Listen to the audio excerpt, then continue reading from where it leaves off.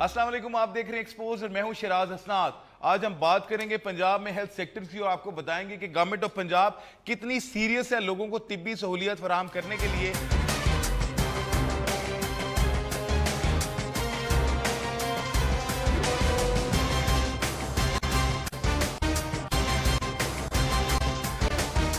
पंजाब में हेल्थ का निजाम किस तरह चल रहा है और किस तरह इसके बजट में कटौती करके उसके फंड्स जो हैं वो ऑरेंज लाइन ट्रेन को दिए जा रहे हैं। एजुकेशन की सूरत हाल आपके सामने है। हेल्थ और एजुकेशन दोनों प्रायोरिटीज होती हैं किसी भी गवर्नमेंट की, और उससे आप किसी भी माशरे का अंदाजा लगा सकते हैं कि किस डगर पे चल रहा है। और अगर आप पंजाब के अस्पतालों में जाएं, ज्यादा बड़ी बात नहीं करते, पंजाब का जो दिल है यानी लाहौर, अगर आप उसमें जाएं और उसमें देखें तो जितने भी बड़े अस्पताल हैं वहां पे आपको मरीज रुलते हुए नजर आएंगे। ये मैं नहीं कह रहा, ये सारी सूरत हाल इन अस्पतालों में जाते ही आपको दिखाई देना शुरू कर देगी, जिसकी एक वाज़ेह मिसाल ये है कि जो डेवलपमेंट बजट है उसका प्रॉपर्ली इस्तेमाल नहीं किया जा रहा। सर्जिकल टावर आज से तकरीबन 10-11 साल पहले उस वक्त की जो पंजाब गवर्नमेंट थी, चौधरी परवेज इलाही की, मुस्लिम लीग काफ की, उसने इस प्रोजेक्ट को म्यू अस्पताल में शुरू किया और इसका मकसद ये था कि अवाम को एयर एम्बुलेंस फराहम की जानी थी। बाकायदा ऊपर हेलीपैड बना था जिसमें एयर एम्बुलेंस के जरिए उन मरीजों को जो दूर दराज के इलाकों से सीरियस कंडीशन में थे, किसी नागहानी वाकये की सूरत में फौरी यहां मुंतकिल किया जाना था। इस सर्जिकल टावर को टोटल ऑपरेशनल किया जाना था।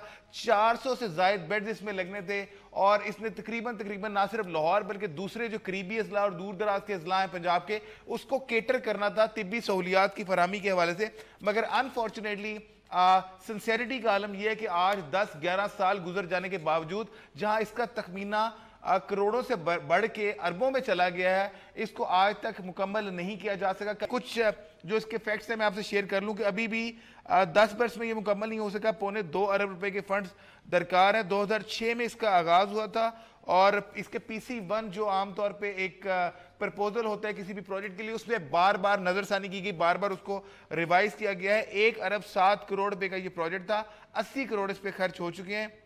इसके अलावा 1 अरब 60 करोड़ के आलात इसके अंदर जो सारा इंस्ट्रूमेंट, सर्जिकल इंस्ट्रूमेंट चाहिए थे, उसमें से सिर्फ और सिर्फ 12 करोड़ रुपए जो है वो खर्च किए गए हैं।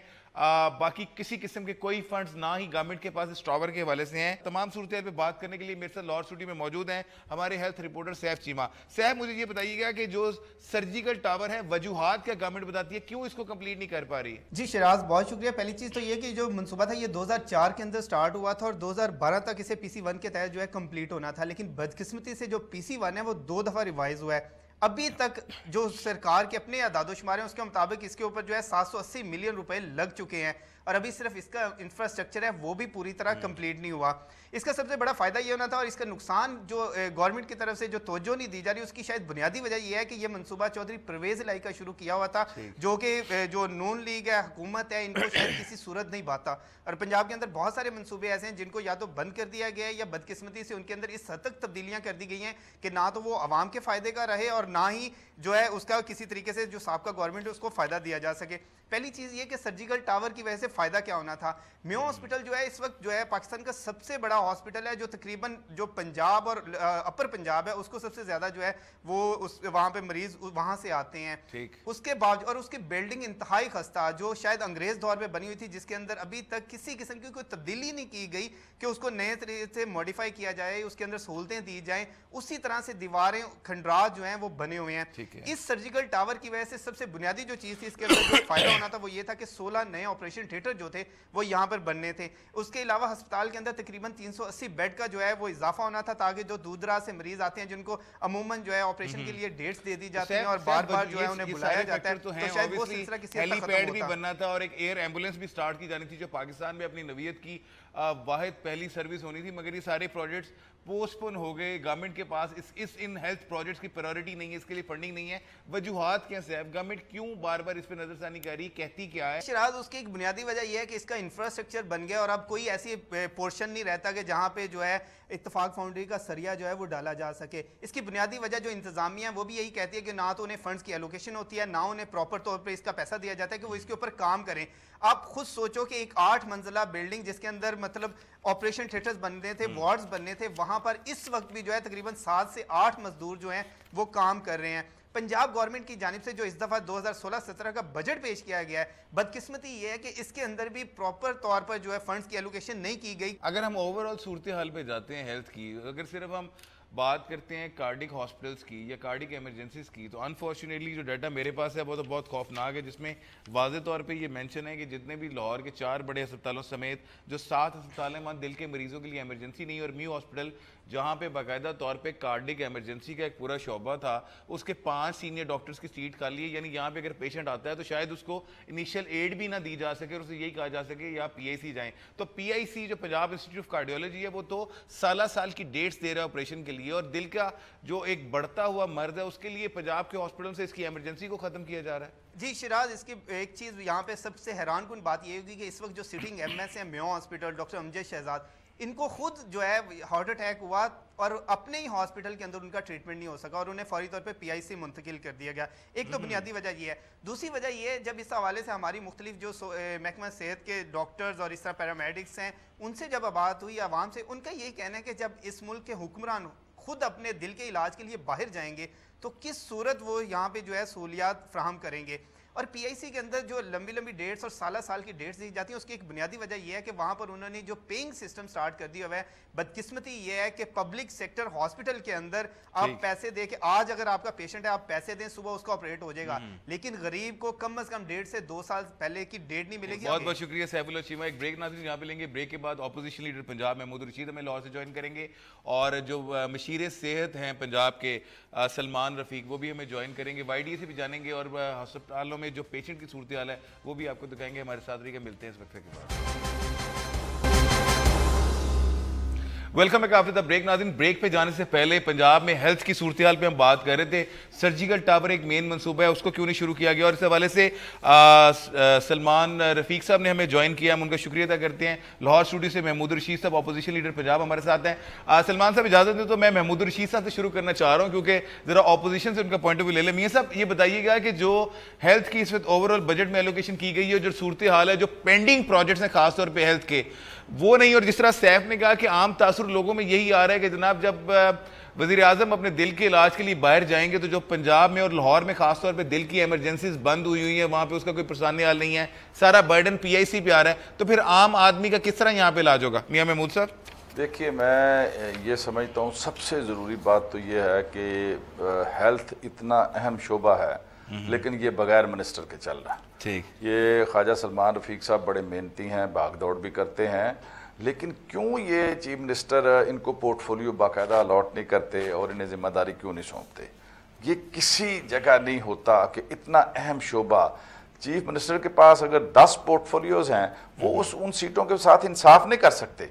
आप full fledged minister Khawaja Salman साहब को आप नोटिफाई करें कि ये फुल फ्लैज मिनिस्टर के तौर पे इन्हें फ्री हैंड दें। आप ये सेहत के साहब आप क्या समझते हैं, क्यों नहीं नोटिफाई कर रहे सलमान साहब? ये तो मेरी समझ से बाहर है कि ये क्यों नहीं कर रहे हैं। अच्छा। मैं ये समझता हूं कि ये भागदौड़ भी करते हैं, मेहनत भी करते हैं, इनके अंदर इनिशिएटिव भी है, लेकिन जाहिर बात है जो फुल फ्लैज जब एक मिनिस्टर होता है उसकी हैसियत और होती है, एक कॉन्स्टिट्यूशनल उसकी हैसियत है। इनको उन्होंने एडवाइजर बना के तो बस जनाब वो टास्क दिया हुआ जी आप ये करें। दूसरी बात मैं ये समझता हूं कि आप तो सिर्फ लाहौर की बात कर रहे हैं, PIC और मेयो हॉस्पिटल और सर्जिकल टावर की बात, मैं सिर्फ लाहौर को एग्जांपल के तौर पे कोट कर रहा हूं कि अगर लाहौर का ये हाल है तो बाकी जगहों पे क्या होगा? 10 करोड़, मैं यही कह रहा हूं कि बाकी जगहों को अल्लाह हाफिज है जी। ठीक, मैं एक मरीज को लेके शेख जायद हॉस्पिटल गया और मैंने ख्वाजा सलमान साहब से अर्जेंटली टेलीफोन के ऊपर भी मेरा राब्ता हुआ, थोड़ा लेट हुआ लेकिन मसला उस वक्त तक हल हो चुका था कि एक पुअर पेशेंट जिसे मैं जाती तौर पे जानता था उस बेचारे से चला नहीं जा रहा और वो 1 महीने से हॉस्पिटल्स के धक्के खा रहा है,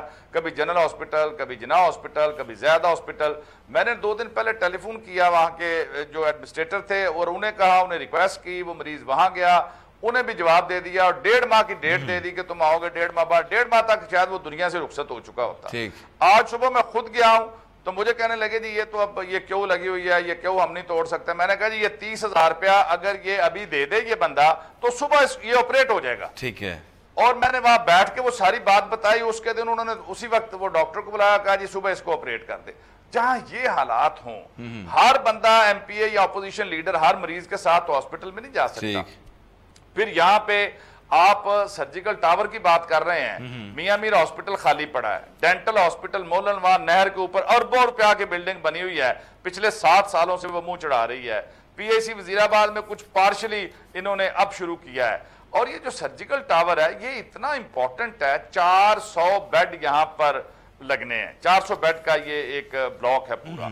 और यहाँ पर नॉन सीरियस एटीट्यूड है।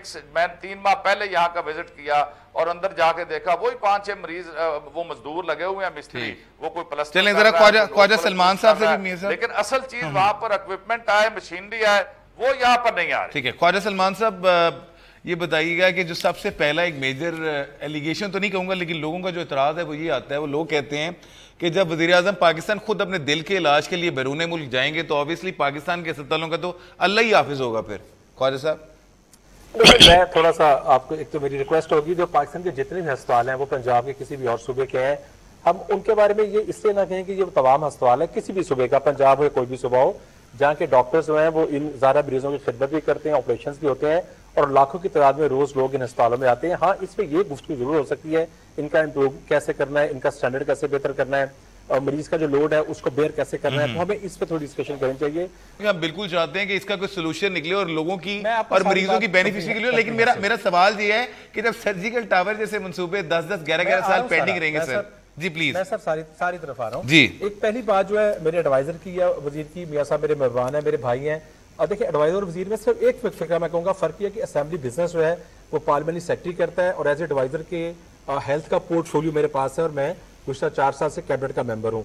दूसरे तो इख्तियारात की बात है, मैं उन लोगों में शामिल हूँ सियासी कारकुनों में कि जो भी सियासी कारकुन हो, वजीर हो, मशीर हो या ना भी हो, जिसने काम करना है नियत के साथ उसने काम करना है। देखिए मैं वही कह रहा हूँ ना कि बड़े आप खुशकिस्मत हैं कि ऑपोजिशन आप पे एतमाद का इजहार कर रही है, बल्कि गवर्नमेंट से रिक्वेस्ट कर रही है कि जनाब आपको एडवाइजर से निकाल के मिनिस्टर बनाया जाए ताकि इस शोबे के लिए बेहतरी हो सके। सर वजह उसकी ये है कि मैं दोनों की रिस्पेक्ट करता हूँ। अगर मेरा मुस्लिम लीग नून से ताल्लुक है और मियां साहब मेरे सीनियर हैं मेरे असेंबली में, तो मेरे बीच में लाजम है कि मैं इनकी भी रिस्पेक्ट करूं।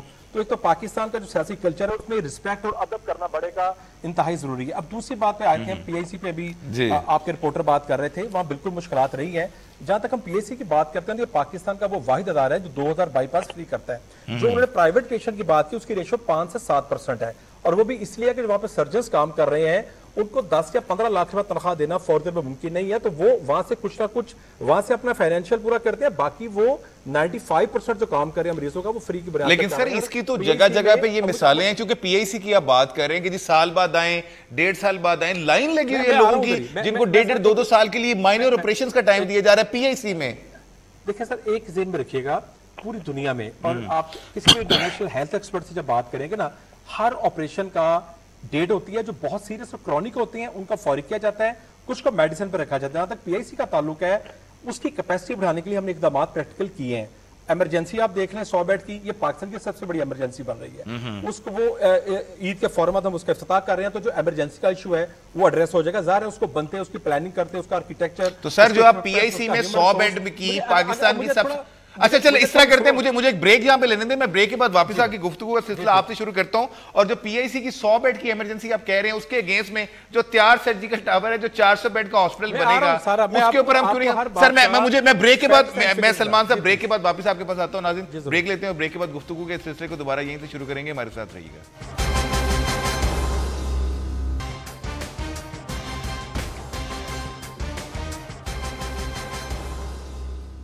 Welcome back after the break. नाज़रीन ब्रेक पे जाने से पहले सलमान साहब ने ये इंकशाफ किया है कि PIC में सबसे बड़ी पाकिस्तान की 100 बेड की इमरजेंसी बनाई जा रही है और उसके इंफ्रास्ट्रक्चर और बाकी चीज़ों पे काम जारी है। सलमान साहब मैं दोबारा आप पे आऊँगा, सवाल मैंने ये किया था कि PIC पे 100 बेड की जो आप इमरजेंसी बना रहे हैं और पाकिस्तान की सबसे बड़ी इमरजेंसी का क्लेम किया जा रहा है, तो उसके अगेंस्ट में सर्जिकल टावर में जो 400 बेड का बनना था, इवन मोर देन दैट, उसके ऊपर क्यों नहीं काम किया जा रहा सर, जो तैयार खड़ा हुआ है? PIC की मैंने बात की है, मैंने पाकिस्तान की बड़ी मोहतात बात की है, मैं रिपीट कर देता हूँ, ये इस रीजन की सबसे बड़ी इमरजेंसी है और कार्डिक रजिस्ट्री हम प्रॉपर बना रहे हैं। जो इमरजेंसी कारत है हम वो बाकी अस्पताल में प्लान कर रहे हैं, पर subject to availability of the human resource. Gulab Devi, Sheikh Zaid, Jinnah, Mayo, ये सारा हमारी प्लानिंग में शामिल है, हम इस पे एक तो काम कर रहे हैं। सर्जिकल टावर पे मैं अब आता हूँ, आपने बड़ा वैलिड सवाल किया। देखिए सर्जिकल टावर जो था वो 2007 में शुरू किया गया था, लेकिन उसका ADP जो पैसे रखे गए थे वो मैं ये आपको फिगर से वो 5 लाख रुपया रखा गया था। ये कुछ तकरीबन 2.5-3 अरब का मंसूबा है और इसकी आर्किटेक्चर में, इसकी प्लानिंग में, इसके ऑपरेशन थिएटर, इसके वार्ड, इसकी यूरोलॉजी, इसकी नेफ्रोलॉजी, इसका एक जो फ्लोर था उसको ठीक किया गया, उसको रिफाइन किया गया, उसकी कॉस्ट दोबारा रिवाइज की गई। इन शॉर्ट पिछले साल पीएनडी से इसको हमने मंजूर करवाया, इसको मैंने खुद टेकअप किया, 300 मिलियन हमने इसको पिछले साल दिया। इस साल हमने वज़ीर आला साहब से इस पे कई मीटिंगें की, सर्जिकल टावर और जितने भी प्रोजेक्ट पंजाब के 8-9 जो थोड़े डिले के शिकार थे, हमें इस साल वज़ीर आला पंजाब ने 50% अनाउंस किया हमारा। नहीं, मैं ये पूछना चाह रहा हूं कि इस साल के बजट में सर्जिकल टावर के लिए एलोकेशन है जी? जी, मैं बिल्कुल, हम इस पे 75 करोड़ रुपया इस साल दे रहे हैं और इस साल हम इसको पार्शियल मुकम्मल करके रन कर देंगे और जो आखिरी फिस्कल ईयर होगा हमारा, उस पे मजीद हम 400-450 मिलियन और डाल देंगे। अच्छा, जरा मुझे जरा महमूद रशीद साहब पे जाने दीजिए। मियां साहब, सैफ ने भी चीज को पॉइंट आउट किया और पिछले साल हमने भी देखा कि खास तौर पे जो देही इलाकों के प्रोजेक्ट्स थे और हेल्थ के जो प्रोजेक्ट थे, जिसमें इससे रेलिवेंट सीवरेज और पानी के भी प्रोजेक्ट थे, उसमें कट लगा के तो ऑरेंज लाइन ट्रेन को दिया गया और इस बजट में भी हम देखते हैं कि priorities orange line, not health, not education. Mian Mahmood साहब, चिराज देखें, बदकिस्मती से पहले तो इस मुल्क के आम शहरियों को टक्कर गई मेट्रो बस जी। 12-13 और 13-14 में 12-13 में 6 अरब 38 करोड़ रुपया ये निकाला गया और वो मेट्रो बस में चला गया। जिंदगी जान बचाने वाली अद्वियात भी नहीं खरीदी गई और हॉस्पिटल्स के अंदर जो हमारे जानने वाले ताल्लुक वाले कुछ लोग थे वो कहते थे जी हम क्या करें, गवर्नमेंट ने तो ये सारे पैसे यहाँ से शिफ्ट कर दिए हैं।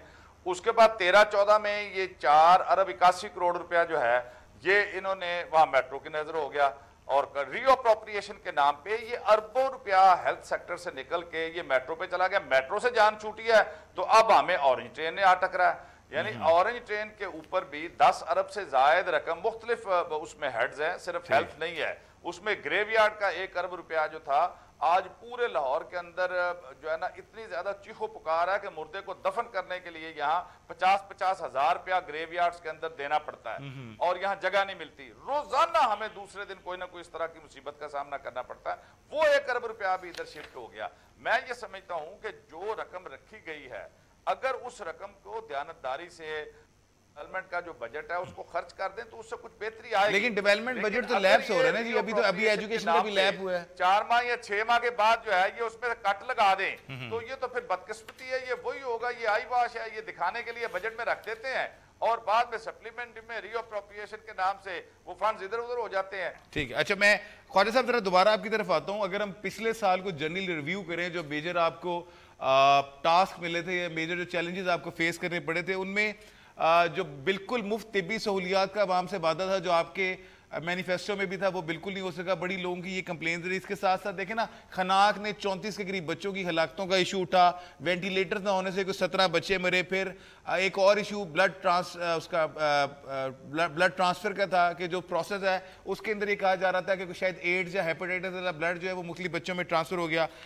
बर्न यूनिट्स थे, सर्जिकल टावर था, न्यूरो चिल्ड्रन हॉस्पिटल अगर आप मेन देख लें तो उसके भी यही हालात हैं, जितना ओवर क्राउडेड ओवर बर्डन वो हो चुका है। तो ये वो मेजर चैलेंजेस थे जो लास्ट ईयर आपको फेस करना पड़े। तो किस तरह गवर्नमेंट ने इस बजट में इनको मैनेज किया है? सब सवालों के जवाब दूंगा। एक तो हेल्थ पे पहली बात है, कभी 15% कट नहीं था। जो 15% कट बाकी महकमों में लगा था, हमने वज़ीर आला साहब को आगाह किया था और उस कट को पहली बात है खत्म कर दिया गया था। एक बात। दूसरी बात यह है कि जब हम पंजाब की बात करते हैं तो हमें पाकिस्तान के तमाम सूबों का मुआवजा भी करना चाहिए। एनएफसी के तहत तो सबको बराबर की बुनियाद पे पैसे मिलते हैं। वेंटिलेटर ना होने की वजह से जो खबर थी, बिल्कुल गलत खबर थी। मैं बड़ी जिम्मेदारी से बात कर रहा हूँ। वजह उसकी क्या है कि चिल्ड्रन अस्पताल में 56 वेंटिलेटर्स हैं और 56 के 56 फंक्शन है। हमारे पाकिस्तान में ऐसे भी सूबे मौजूद हैं और मियां साहब मेरे भाइयों, बताना चाहूंगा कि केपीके में एक भी पीडियाट्रिक वेंटिलेटर नहीं है, एक भी ये मैं बात, कोई चिल्ड्रन अस्पताल नहीं केपीके में। हम जिस चिल्ड्रन अस्पताल लाहौर की बात कर रहे हैं वहां पे पूरे पाकिस्तान के बच्चे आते हैं, वहां पे उनका जो दिल में सुराख है वो भी सिर्फ लाहौर का सेंटर है जो उनको ट्रीट करता है। अब हम वहां पे मजीद प्रोसीजर ऑपरेशन शुरू कर रहे हैं चिल्ड्रन अस्पताल की, जहां तक आपने बात की है। देखिए, लोड का मकसद यह है कि लोड तो हमारे पास होगा, आबादी बढ़ रही है, डिजीज लोड बढ़ रहा है, लेकिन लोड जो है देखिए वो तो आबादी की बुनियाद पे है ना। लेकिन जब अस्पतालों में वो आते हैं, हम किसी को ना नहीं कर सकते। अगर एक बेड पे 2 बच्चे हैं या हमारे पास तादाद ज्यादा है तो हम किसी को रिफ्यूज नहीं कर सकते। प्राइवेट अस्पताल में तो एक सिस्टम है, सरकारी अस्पताल पे एक इस्तेकाक है कौम का। जब लोग वहां पे आते हैं तो आपने हर एक को वहां पे आके फैसिलिटेट करना है। जो आपने डिफ्थेरिया की बात की थी, देखिए डिफ्थेरिया एक वायरल इन्फेक्शन है बच्चों के और उसमें हर साल पाकिस्तान में बदकिस्मती से उसमें बच्चे जहां बाक होते हैं। लेकिन दूसरी तरफ ये भी तो देखें कि हजारों की तादाद में जो बच्चे आते हैं उससे सेहतयाब होते हैं। तो हम मोर्टेलिटी को तो देखते हैं, ज़ाहिर है कि मोर्टेलिटी को ऑडिट किया जाता है, मोर्टेलिटी को बेहतर किया जाता है। जो खनाक से हलाकते हुई, चले वेंटिलेटर्स आप क्लियर करें, आप क्लेम करें कि नहीं था, लेकिन खनाक से हलाकते बाकी चीजें, जो ब्लड ट्रांसफ्यूजन के अंदर मेजर एलिगेशन आए थे कि एड्स और हेपेटाइटिस वाला ब्लड शायद ट्रांसफर कर दिया गया था। वो देखिए, ब्लड अथॉरिटी के हवाले से मैं मैं बात करूंगा, ब्लड की जो आपने बात की, वो एक ब्लेम हो सकता है, एक बात हो सकती है, मगर जब तक आपके पास कोई प्रूफ ना हो, क्योंकि उस सारी चीज को भी हमने खुद इन्वेस्टिगेट किया था और मैं जब उस सारी को देखा था तो उसमें 0.5% की तादाद में भी ऐसे लोग मौजूद थे जिनमें एड्स हेपेटाइटिस हो। ब्रेक यहाँ पे लेते हैं और जो डॉक्टरों की तंजीम है वाईडी, उनसे भी जानेंगे, आपको लोगों का भी पॉइंट ऑफ व्यू सुनाएंगे मुख्तलिफ अस्पतालों का, लाहौर के खास तौर पे कि लोग इस बारे में क्या कहते हैं और आया वो गवर्नमेंट के जो हेल्थ रिफॉर्म्स हैं उससे सेटिस्फाइड है या नहीं। हमारे साथ रहिएगा।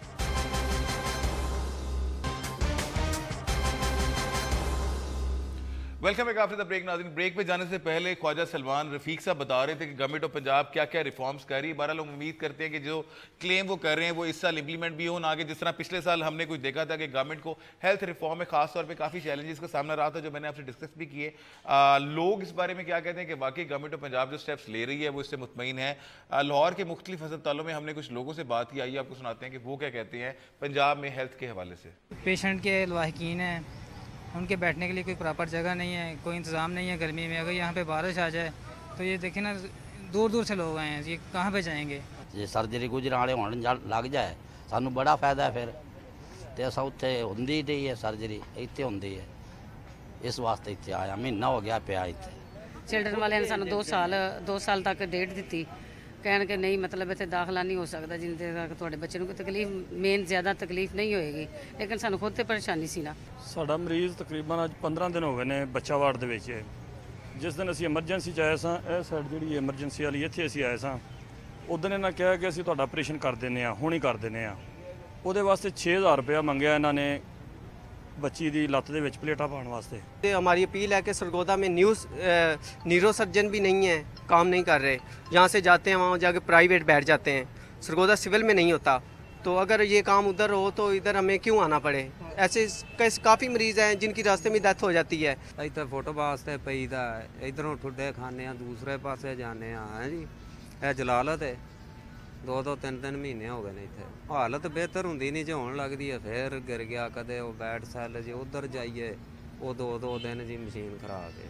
जी बिल्कुल, लोगों का पॉइंट ऑफ व्यू आपने जाना। कुछ हद तक कुछ लोग मुतमईन भी हैं, मगर ज़्यादातर शिकायत के लंबे अंबार हैं जो ख़त्म होने का नाम नहीं ले रहे, और बेसिक तौर पे यही कहा जा रहा है कि कोई उनका पुरसाने हाल नहीं है। गवर्नमेंट को इस चीज़ पे सीरियसली लेना चाहिए।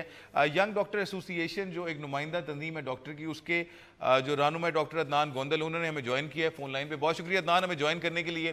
गवर्नमेंट ऑफ पंजाब और ख्वाजा सलमान रफीक साहब के मुताबिक तो रावी चैन लिख रहा है पंजाब में हेल्थ जो है वो बेहतरी की तरफ गामजन है, और अगले आने वाले दिनों में जो पेंडिंग प्रोजेक्ट्स हैं उसके ऊपर भी गवर्नमेंट ने बहुत से फंड्स एलोकेट किए हैं, जिनमें वो चिल्ड्रन हॉस्पिटल के हवाले से दावे कर रहे हैं और सर्जिकल टावर के हवाले से दावे कर रहे हैं। पीएसी की नई इमरजेंसी मेजर 100 बेड्स के बारे में बात कर रहे हैं। तो क्या यंग डॉक्टर्स मुतमईन हैं जो स्टेप्स पंजाब गवर्नमेंट ले रही है? बिस्मिल्लाह। पिछले 8 साल से 8.5 साल से 9 साल से मुस्लिम लीग नून पंजाब के ऊपर जो है वो इक़्तिदार में और हुकूमत कर रही है।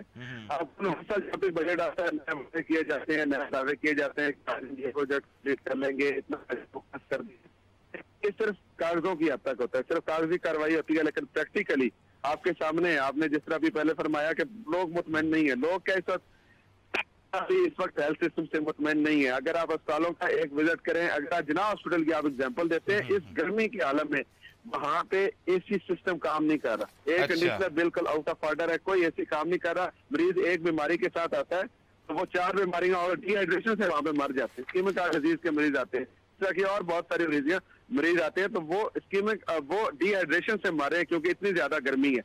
तो ये दावे, इसी तरह बहुत सारे प्रोजेक्ट्स हैं। अगर हम बर्न सेंटर की बात करें, इसी तरह जो सर्जिकल टावर है मेयो हॉस्पिटल का, चिल्ड्रन हॉस्पिटल की बिल्डिंग है, बहुत सारे ऐसे जो इनके इनकम्प्लीट मंसूबे हैं वो पिछले 7-8 साल से, और वो सिर्फ सियासत की नजर हो रहे हैं। सिर्फ इसलिए वो कंप्लीट नहीं हो रहे क्योंकि ये कहते हैं कि ये परवेज इलाही के पिछली गवर्नमेंट के दौर में शुरू हुआ था, लिहाजा अगर आज हम इनको कंप्लीट करते हैं तो क्रेडिट शायद उनको चला जाएगा। लेकिन देखिए बड़ा मेजर एलिगेशन था वजीराबाद इंस्टीट्यूट ऑफ कार्डियोलॉजी का, और चौधरी परवेज अली साहब मुस्लिम लीग का बड़े मेजर एलिगेशन लगाती थी कि जनाब चूंकि ये प्रोजेक्ट हमारे इसलिए कंप्लीट नहीं करते, और सर्जिकल टावर भी उन्हीं का प्रोजेक्ट था। मगर अब ख्वाजा सलमान साहब कह रहे हैं कि 75 करोड़ सिर्फ सर्जिकल टावर के लिए इस साल एलोकेट किए गए हैं, हम इसको पार्शली जो है वो ऑलमोस्ट चलाने की कोशिश करेंगे इस फिस्कल ईयर में। और वजीराबाद इंस्टीट्यूट ऑफ कार्डियोलॉजी के बारे में वो कह रहे हैं कि उसको भी पार्शली रन कर दिया गया है।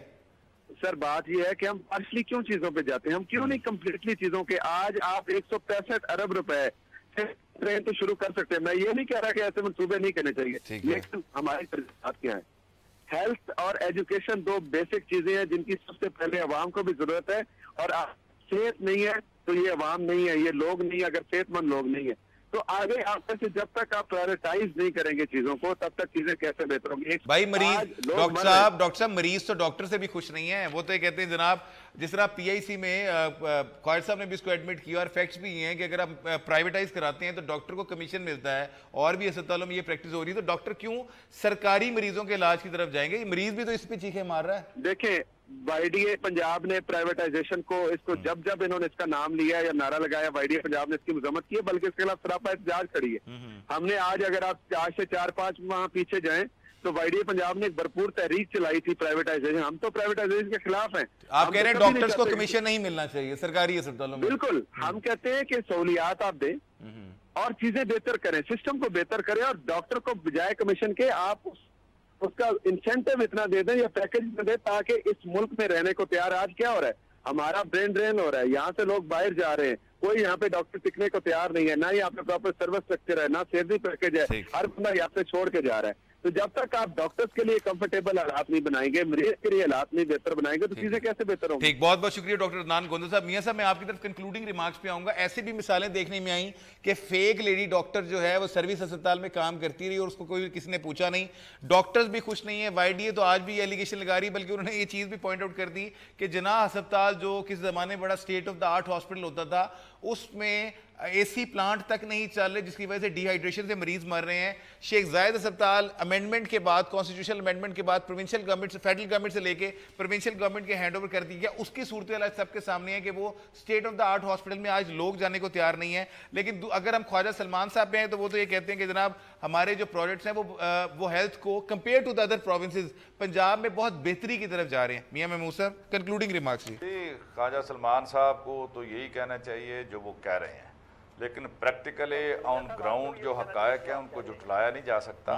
और मैं ये समझता हूँ कि जब तक ये एज इंस्टीट्यूशन और इन अदारों को बेहतर नहीं करेंगे, सिस्टम्स को बेहतर नहीं करेंगे, उस वक्त तक इस अफरा तफरी के आलम में अपनी प्रायोरिटीज को नहीं बदलते, हेल्थ को नंबर 1 प्रायोरिटी डिक्लेयर नहीं करते, अगर इनकी प्रायोरिटी सिर्फ विजिबिलिटी है कि आइंदा 2018 से पहले ये ऑरेंज ट्रेन चल रही है और हम कहें जी ये हमने चलाई है, लोग जहन्नम में जाते हैं, तो हेल्थ भी तो विजिबल है ना, कभी भी ठीक नहीं, हेल्थ भी तो विजिबल सेक्टर है ना। अगर लोगों को अपने सामने इलाज मिल रहा होगा तो वो, मैं ये समझता हूँ हेल्थ, मैं यही कहने जा रहा हूँ कि हेल्थ भी विजिबल है, आप इस तरफ क्यों नहीं तवज्जो देते? ठीक है, मैं ये समझता हूँ कि हेल्थ को नंबर 1 पे रखना चाहिए। 50 अरब रुपया अगर हॉस्पिटल्स के लिए रख लेते और पूरे पंजाब में डिविजनल हेडक्वार्टर्स के ऊपर ही अगर एक चिल्ड्रन हॉस्पिटल बनाते 2-2, 3-3 अरब रुपया लगा के, तो इनको दुआएं मिलती, इनकी दुनिया भी संवरती और आखिरत भी बेहतर होती है। सैफ चीमा, मुझे ये बताइएगा कि जितने भी दावे किए गए सारे डॉक्टर्स की तरफ से और बाकी ऑपोजिशन और गवर्नमेंट की तरफ से, इसमें एज ए रिपोर्टर मैं आपका एनालिसिस जानना चाह रहा हूँ, इसमें रियलिटी क्या है? क्योंकि मरीजों को डायरेक्टली आप डील करते हैं, हॉस्पिटल की कंडीशंस के बारे में आप बेहतर बता सकते हैं। Very shortly your concluding remarks. अच्छा शिराज, मैं यहाँ पे सिर्फ एक जो कंक्लूडिंग रिमार्क्स के अंदर सिर्फ एक एग्जांपल दूंगा। अभी ख्वाजा साहब ने कहा जी हम लोगों ने जो है बर्न यूनिट उसको फंक्शनल कर दिया है, लेकिन सिर्फ इतना पूछा जाए कि उसके कितने फ्लोर है। 8 से 10 मंजिला वो इमारत है जिसका सिर्फ 1.5 फ्लोर है जो है वो अभी चलाया गया, ताकि लोगों को ये दिखा दिया जाए कि इसको चलाया।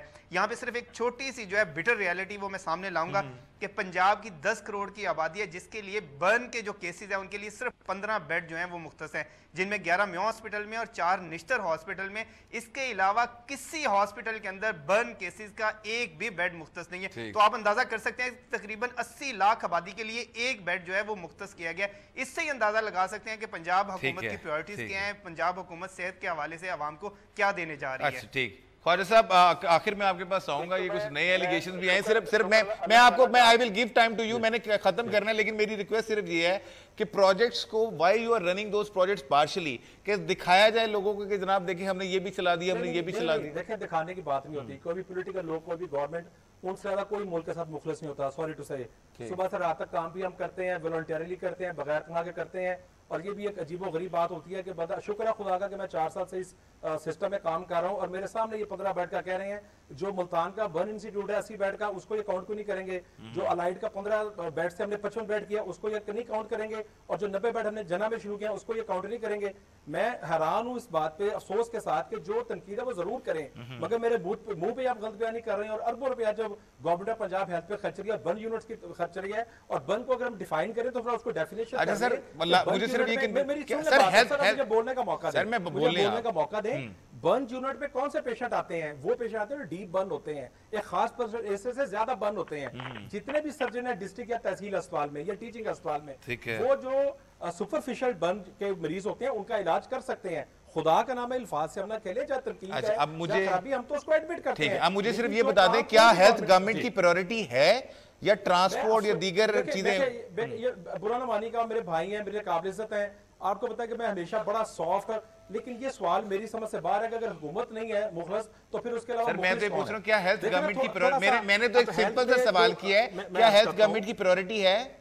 देखिए, मैं ये बात पहले कभी नहीं की, पर मैं चैलेंज करता हूं कि मेरे साथ बाकी सूबों के हेल्थ मिनिस्टर बैठ जाएं, हेल्थ बजट को डिस्कस कर लें, स्पेशलिटीज को डिस्कस कर लें, कार्डिक, बर्न, पीडियाट्रिक। अब चिल्ड्रन की मियां साहब ने बात की है, तो मेरा सवाल है कि सर पंजाब में तो आपको चिल्ड्रन लाहौर कितना बड़ा अस्पताल नजर आता है, फैसलाबाद में नजर आता है, मुल्तान में नजर आता है, और बाकी सूबों में तो चिल्ड्रन अस्पताल शुरू ही नहीं अभी तक हुए। हम जो लोग काम थोड़ा अच्छा बुरा या बेहतर कर रहे हैं, हम पे तनकीद बिल्कुल करनी चाहिए, क्योंकि मेरे ऑपोजिशन लीडर हैं। मीडिया की भी जिम्मेदारी है हमारी गाइडलाइन दे, हमें रहनुमाई करे, लेकिन जो हम काम कर रहे हैं उसको सराहना चाहिए, और जो हम काम नहीं कर रहे हैं वो हम खुद सेल्फ अकाउंटेबिलिटी भी करते हैं। मैं अपने तमाम मेहमानों का बहुत बहुत शुक्रिया अदा करता हूं। बहरहाल आज के प्रोग्राम में हमने एक्सपोज किया पंजाब में हेल्थ की सूरत हाल क्या है, गवर्नमेंट का स्टांस क्या है, ऑपोजिशन क्या कहती है, और जो लोग डायरेक्टली अस्पतालों में जाते हैं, हेल्थ सेक्टर के डायरेक्ट कस्टमर्स हैं, उन्हें आइडिया होता है कि क्या सूरत है, उनका पॉइंट ऑफ व्यू भी हमें आपने सुनाया। और हम उम्मीद करते हैं कि गवर्नमेंट ऑफ पंजाब जो क्लेम करती है इस प्रोग्राम के बाद एटलीस्ट जो निशानदेही हमने की हैं वो उस पर मजीद संजीदगी से गौर करेंगे और लोगों की मुश्किलात हाल करेंगे। कुछ अर्से पहले हमने एक प्रोग्राम किया था कसब बैंक के हवाले से, जो बैंक इस्लामी ने एक दरखास्त FIA को भिजवाई थी, मनी लॉन्ड्रिंग और दीगर इल्जाम थे, उस हवाले से कसब बैंक का मौक़िफ़ उस वक्त सामने नहीं आ सका था। अब उन्होंने तहरीरी तौर पर अपना मौक़िफ़ भेजा, और उनके जो फाउंडर हैं नासिर अली शाह बुखारी, उनका ये दावा है कि कसब बैंक इंतज़ामिया किसी भी मनी लॉन्ड्रिंग